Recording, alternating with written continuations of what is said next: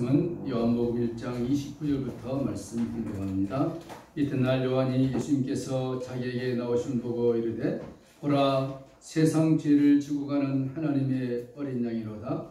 내가 전에 말하기를 내 뒤에 오는 사람이 있는데 나보다 앞선 것은 그가 나보다 먼저 계심이라 한 것이 이 사람을 가리킴이라. 나도 그를 알지 못하였으나 내가 와서 물로 세례를 베푸는 것은 그를 이스라엘에 나타내려 함이라 하시니라. 요한이 또 증언하여 이르되 내가 보매 성령이 비둘기같이 하늘로부터 내려와서 그의 위에 머물렀더라. 나도 그를 알지 못하였으나 나를 보내어 물로 세례를 베풀라 하신 그이가 나에게 말씀하시되 성령이 내려서 누구 위에든지 머무는 것을 보거든 그가 성령으로 세례를 베푸는 줄을 알라 하셨기에 내가 보고 그가 하나님의 아들이심을 증언하였노라 하니라. 쭉 내려가셨어요. 41장. 그가 먼저 자기 형제 시몬을 찾아 말하되 우리가 메시아를 만났다 하고, 메시아는 번역하면 그리스도라. 데리고 예수님께로 오니 예수님께서 보시고 이르시되 내가 요한의 아들 시몬이니 장차 게바라 하리라 하니라. 게바는 번역하면 베드로라. 아멘. 여기까지 보도록 하시겠습니다. 저 또박또박 잘 읽죠? 그래서 성우님 앞에 계시니까 떨리네요. 네. 우리는 지난 시간에 광야의 소리, 광야에 외치는 소리에 대해서 나눴습니다. 광야에서 외치는 소리, 그 누가 주목을 하겠습니까? 옛날 서부 영화 보면은 그 황량한 광야가 나오고 쌍곤 종 타는 사람이 나타나서 바람이 휘날리면 먼지가 하얗게 내리는 광야라는 현상이 오시면 그 광야에서 외치는 소리를 그 누가 듣겠습니까? 상징이죠. 이 세상은 광야와 같은 곳이죠. 황량하고 숨 쉴 수 없고 생명이 없는 이 광야 같은 곳에 한 소리가 있었습니다. 그냥 소리가 아니라 그 소리는 하늘에서 내려온 음성, 성령의 음성, 주님의 말씀, 오늘 우리 앞에 놓여있는 생명의 말씀인 성경이다. 이 말씀을 듣는 자가 살아날 것이고 이 말씀을 듣는 자 영혼이 풍성해질 것이고 이 말씀을 듣는 자가 복된 심령이 될 것이다. 그 광야에 외치는 소리가 성경에서 연한 700년 전에 이루어졌던 세례요한을 통하여서 외치는 자의 소리, 그 소리로 인하여서 예수 그리스도가 어린 양으로 오셔서 오늘 우리를 구원하시고 우리가 하나님의 자녀가 되었다.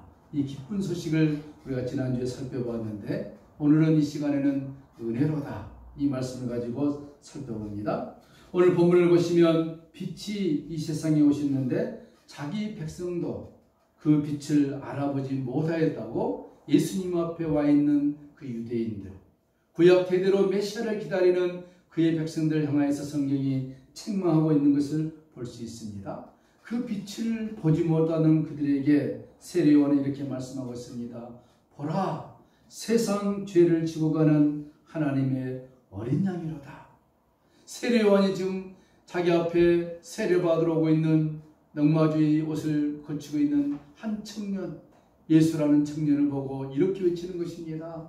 보라, 세상 죄를 지고 가는 이 청년이야말로 하나님의 어린 양이로다. 하나님의 어린 양. 여러분, 세례요한이 예수님을 향해서 하나님의 어린 양이라고 선언을 지금 하고 있죠. 우리 그냥 성경을 읽으니까 당연한 거다 할 수 있겠지만 그 당시에 세례요한이 예수님을 향하여서 하나님의 어린 양이다 이렇게 말씀하신 것은 간단한 내용이 아니란 것입니다. 어떻게 세례요한은 청년 예수, 아무 볼품없는 예수, 머리에 무슨 김도 바르고 아주 넥타이를 메고 좋은 옷을 입었다면 모르지만 그저 넉마주 같은 산을 걸치고 자기 앞에 뚜벅뚜벅 다가오고 있는 그 청년 예수를 향하여서 하나님의 어린 양이라 그랬을까? 성경은 이 사실을 많은 곳에서 말씀하고 있는데 이것을 비밀이라 숨겨놓은 것이다. 아무나 볼 수 있는 내용이 아니다.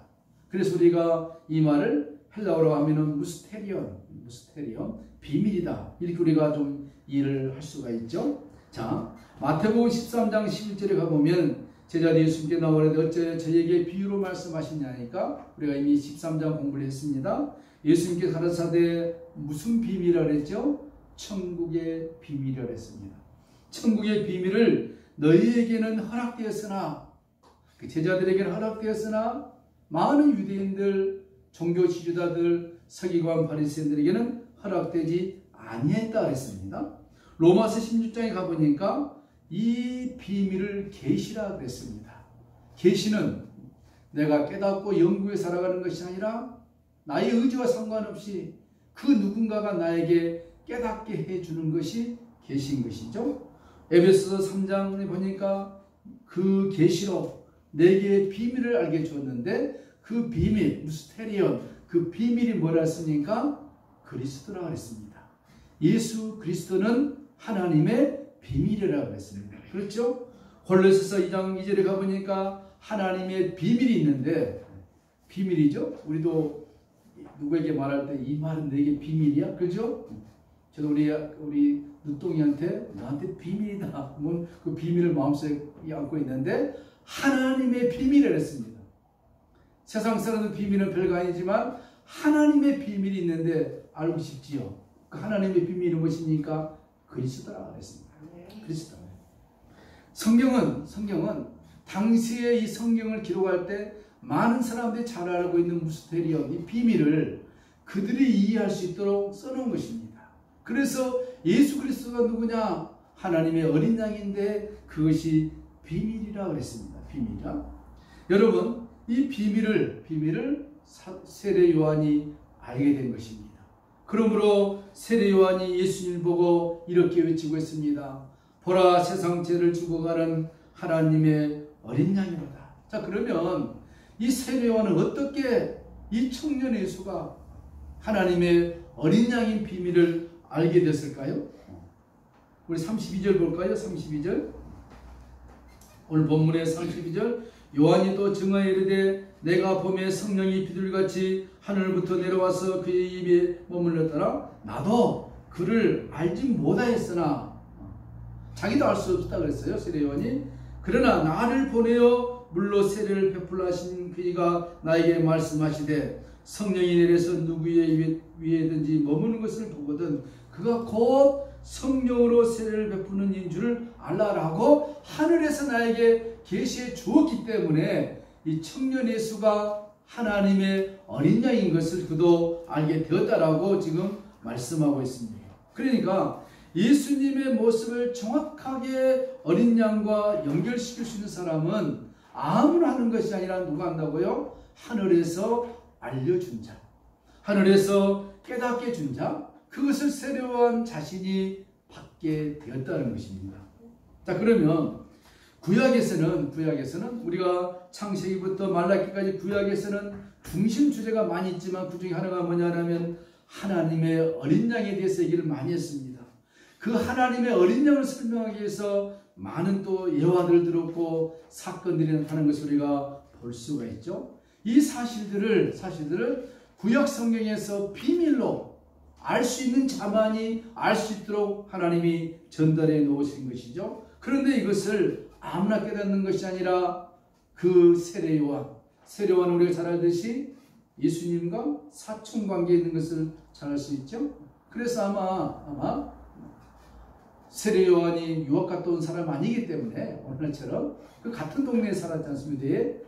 어린 시절부터 6개월 차이니까 이 예수와 아주 친했을 것이다.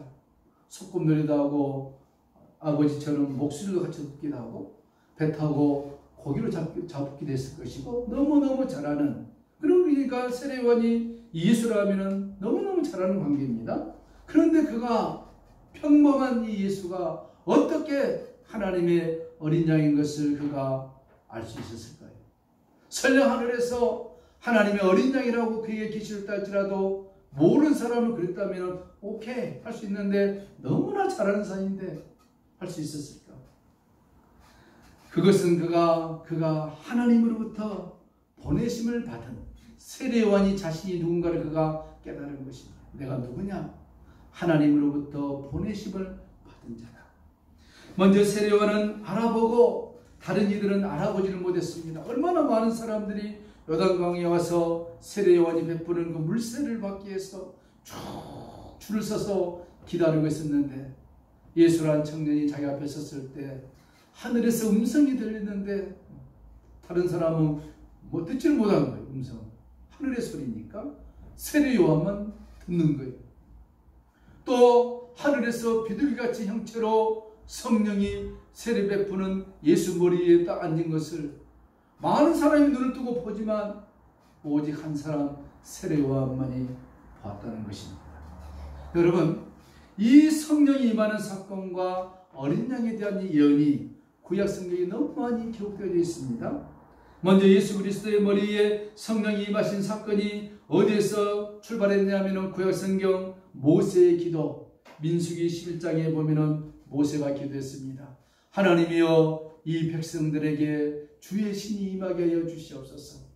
구약에는 신 그랬는데 신약 성경에는 성령으로 이해하면 되겠습니다. 그런데 하나님께서 어느 날 모세의 예언의 청원의 기도를 허락하셨습니다. 모세에게 말씀했습니다. 70인 장로들을 다 불러 모아라.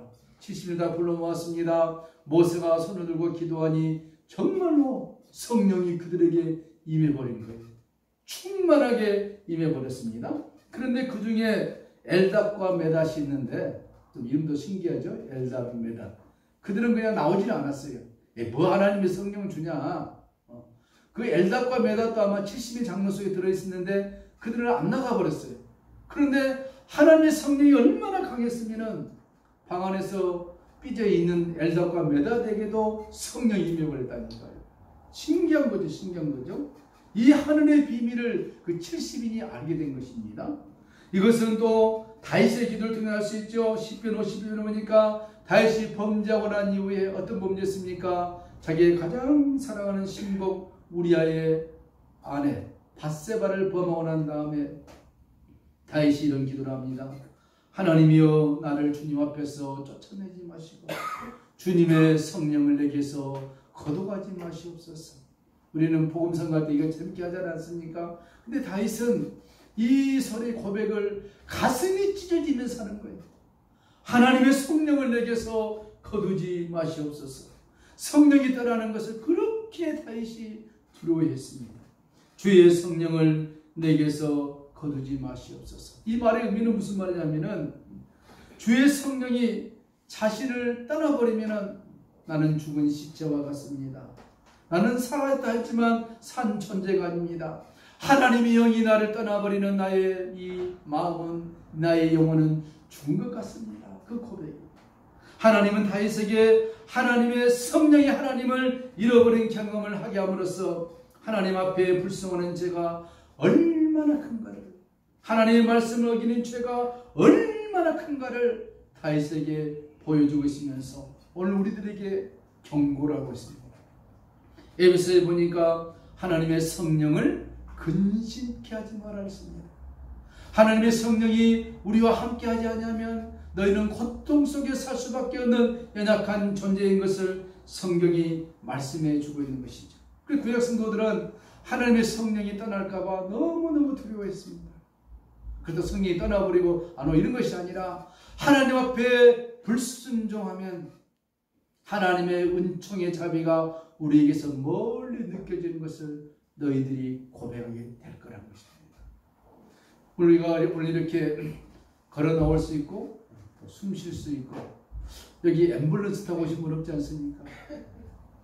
심장이 잘 뛰고 걸어서 오고 달려서 오고 숨 쉬고 여기 보니까 인공 산소 마스크 분이 한 분도 안 계시네요.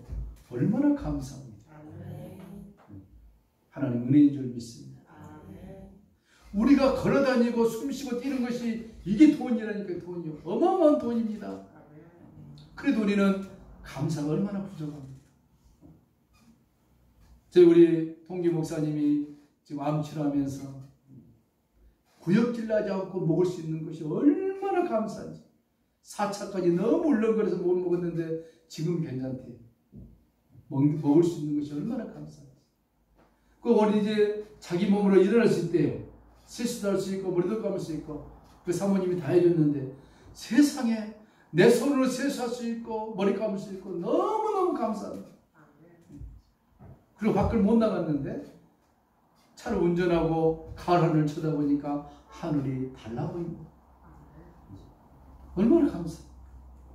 하나님의 성령이 우리에게서 떠나지 아니하고 우리가 기도할 때마다 우리의 기도를 들으시고 응답해 주시고 우리의 강건함을 주시고 내가 이렇고 괴로울 때 주님 앞에 기도할 때 주님이 나의 고통 소리를 들으시는 그 하나님의 음성 앞에 우리가 참 감사할 수 있느냐 하는 것입니다.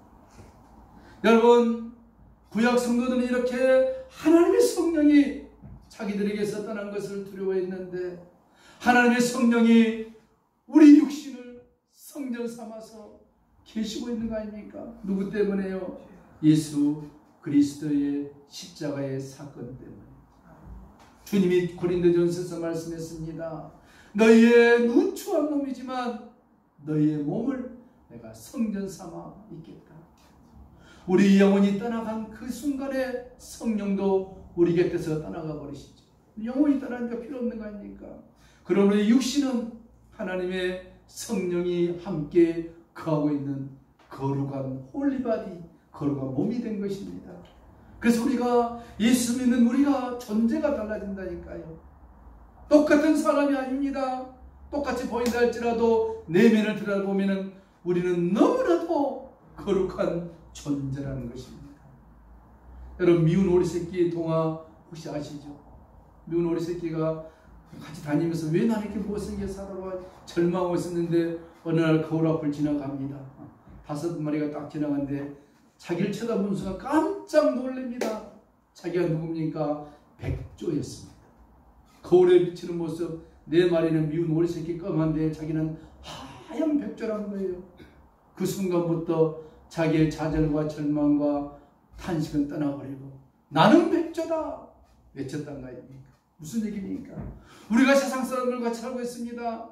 미운 오리새끼처럼 살고 있지만 그러나 영적으로 우리를 바라보면 우리는 누굽니까? 백조라는 사실입니다. 믿습니까? 이사야에서는 그런 우리를 향하여 말씀했습니다. 너의 이름 석자를 하나님이 상징적으로 내 손바닥에 기록해 놨다 했습니다. 아무도 지우지 못한다. 내가 지우지 않는 이상, 내가 생명책에서 내 이름을 지우지 않는 이상 너의 이름을 아무도 지울 수 없다. You are mine. 나는 내 것이라는 것입니다. 할렐루야. 우리가 주님의 것입니다. 사람들은 알 수 없었고 볼 수 없었고 들을 수 없었지만 세례요한만큼은 예수님이 하나님의 어린 양인 것을 그가 알게 되었습니다. 얼마나 감격스러운 예언입니까? 여러분, 하나님의 어린 양, 이거 우리가 너무나도 잘 아는 내용이죠. 구약 모세오경에서 하나님의 어린 양에 대한 얘기가 나옵니다. 여러분, 하나님 어린 양 사상은 이삭에서도 출발하죠. 하나님께서 아브라함에게 네 이삭을 번제로 바쳐라. 그때 아브라함은 순종하여서 이삭에게 장작더미를 먹게 메고 모리아산으로 올라갑니다. 이 자기를 번제 태울 나무를 쥐고 올라가는 모리아산 올라가는 그 이삭의 모습이 장차 십자가를 지시고 갈보리산으로 올라가실 예수님을 예표해 주고 있는 모습이죠. 이 이삭을 잡아 죽이려 했을 때 이삭 대신에 한 어린 양이 준비되어 있습니다. 이 준비된 어린 양이 인류의 죄를 위하여 십자가에 달려 죽으실 참 어린 양 예수 그리스도인 것을 이 창세기에서 보여주고 있죠.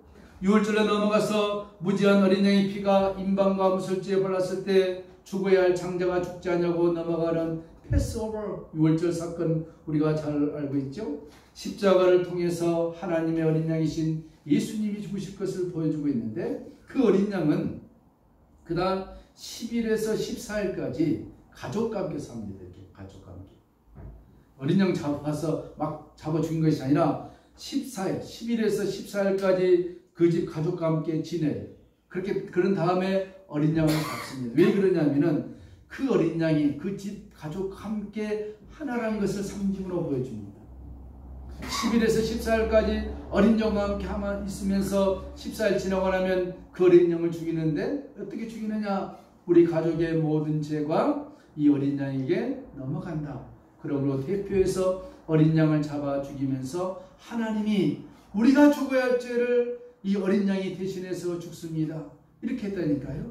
한 번 한 것이 아니라 해년마다 이것은 무슨 의미입니까? 예수님이 요한복음 17장에 십자가를 지시기 전에 너와 나는 하나다. 내가 너 안에 네가 내 안에 우리는 하나다.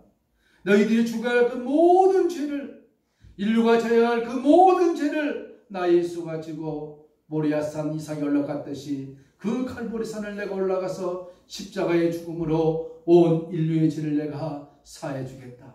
어린 양 대신 예수님을 말씀해 주고 있는 것입니다. 또 구약에서는 이스라엘은 제사와 제를 통하여서 많은 짐승을 잡아주겠습니다.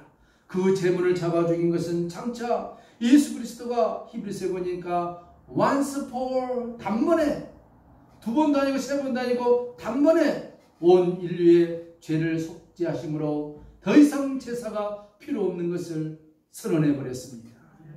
이것을 우리는 알고 있다니까요. 이 비밀을 저와 여러분은 지금 알고 있음에도 불구하고 정통 유대인들은 그 비밀을 모르고 있는 것입니다. 지금도 인류 대대적으로 2000년 동안 하나님 앞에 대제사를 지내지 못한 그 제사를 지내기 위해서 제3성전을 건립하고 붉은 송아지를 준비해 놓고 모든 구약의 식양을 받아 놓고 제3성전이 세워지는 그날 대대적으로 하나님 앞에 제사를 드리기 위해서 준비하고 있는 저 유대인들, 그들은 이미 오신 예수가 메시아인 것을 받아들이지 않고 있습니다. 그러나 우리는 세례요한이 예수 그리스도, 청년 예수가 그리스도인 것을 보았듯이 오늘 저와 여러분들은 그 예수 그리스도가 우리의 구세주인 것을 믿는, 아니 믿어지는, 그 은총을 받는 그 비밀을 깨닫는 놀라운 자라는 사실입니다. 세례요한이 보았던 그 어린 양의 비밀을 우리가 보았습니다. 마태복음 13장에 보니까 왜 예수님 비유로 말씀하십니까? 제자들이 물었을 때 이 비유로 말한 것은 저희가 보기는 보아도 보지 못하고 듣기는 들어도 듣지 못하고 깨닫지 못하게 하려고 했던 것입니다. 어떻게 이해가 안 되는 말씀이죠. 마가복음에도 하나님 나라가 비밀이라 말하고 이사야 6장에서 보니까 너희가 듣기는 들어도 깨닫지 못할 것이요 보기는 보아도 알지 못할 것이다. 아주 그 비밀을 붙여버렸어요.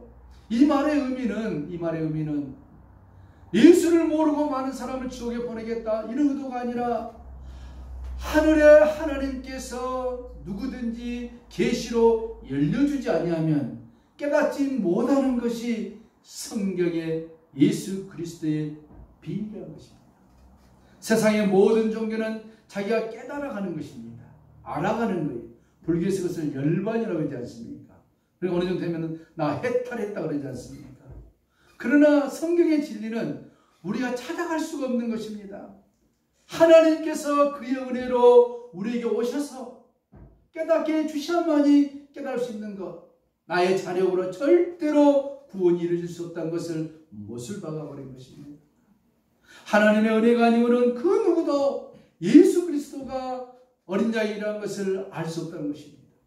많은 사람이 요단강에 있었는데 오직 유일한 한 사람 세례요한만이 그 소리를 들었고 세례요한만이 그 형상을 보았고 세례요한만이 남루하게 자기 앞에 서 있는 청년 예수가 하나님의 어린 양 메시아인 것을 깨달은 것처럼 오늘 이 세상에 수많은 사람들이 살고 있지만 똑같은 음성이 들려주고 똑같은 모양이 보인다 할지라도 그 하늘의 소리를 듣고 하늘의 성령의 형상을 볼 수 있는 사람은 하나님이 택하신 극소수 바로 to us, 우리라는 사실입니다. 이게 은혜라는 것입니다. 이 은혜로 우리가 살아가는 것입니다. 그러므로 구원이란 하나님의 은혜에서 시작해서 하나님의 은혜로 완성되어지는 것입니다. 이 구원을 확실하게 하기 위해서 때로는 우리 삶 가운데 하나님이 고통을 줄 수 있고 어려움을 줄 수 있고 그뿐만 아니라 기쁨도 주고 샘솟는 축복도 주고 이렇게 하면서 우리의 구원을 완성해 가시는 하나님의 놀라운 은혜가 세례요한이 발견했듯이 우리가 깨닫게 된 것 얼마나 감사합니까? 이 은혜가 이번 주간에도 충만히 넘치기를 축복합니다. 찬양하시겠습니다. 290장